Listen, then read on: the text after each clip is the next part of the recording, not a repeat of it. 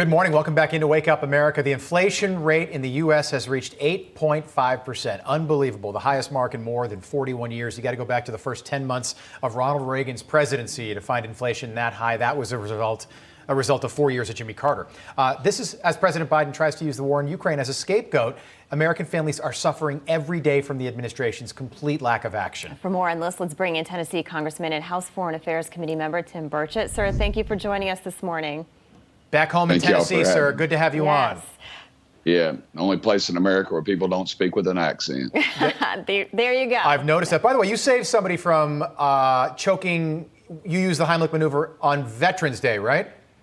Well, it's just right after Veterans Day. That's right. As a matter of fact, I saw his daughter yesterday. Oh, good. Very cool. Everybody's Thank you for doing remembering okay? that. Yeah, no, we had this video of a teacher saving a student from choking using the Heimlich maneuver. He swallowed a bottle cap, and she saved the day. And we said, look who's coming on next. Yeah. Another hero. Yeah, so important.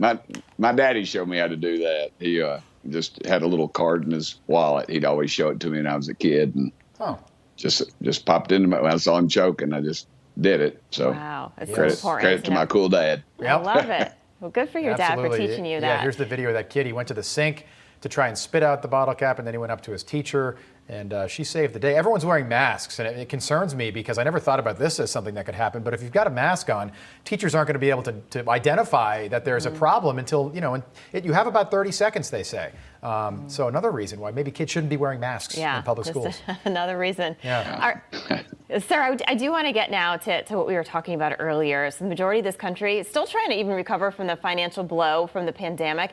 And now we're seeing everything go up, right? Inflation at a high. But President Biden, he has blamed pretty much everything, right? He said it's transitory. He said, well, it's good. Now he's saying it's the Putin price hike.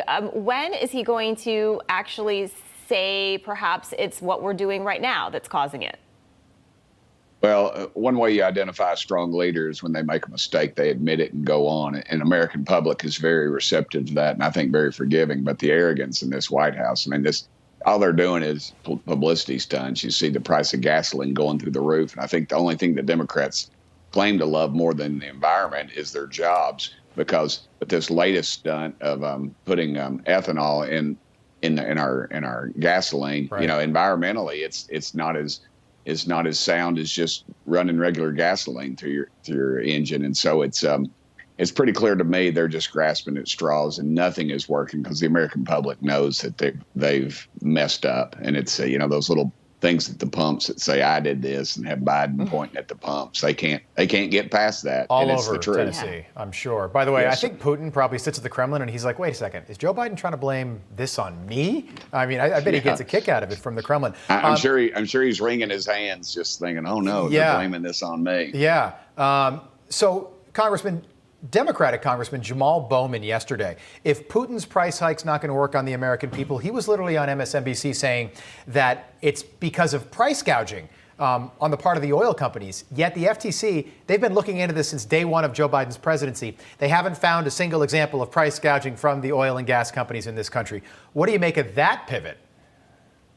Again, it's just it's lowbrow. It's not where it needs to be. We need to really talk. They had all those folks in, and they pretty much clearly explained it. They're making 2 to 3% profit. You go to the stores, they try to blame them, and it's not there.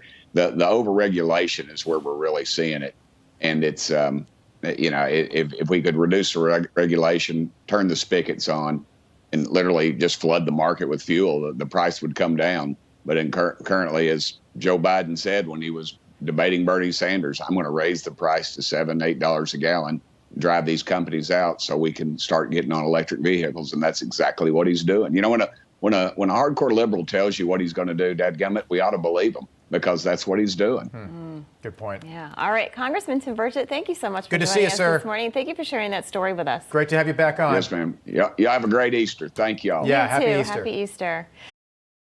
Hey, I'm Rob Finnerty. Thanks for watching. If you enjoyed this video, please join the conversation in the comments below. Don't forget to subscribe, too.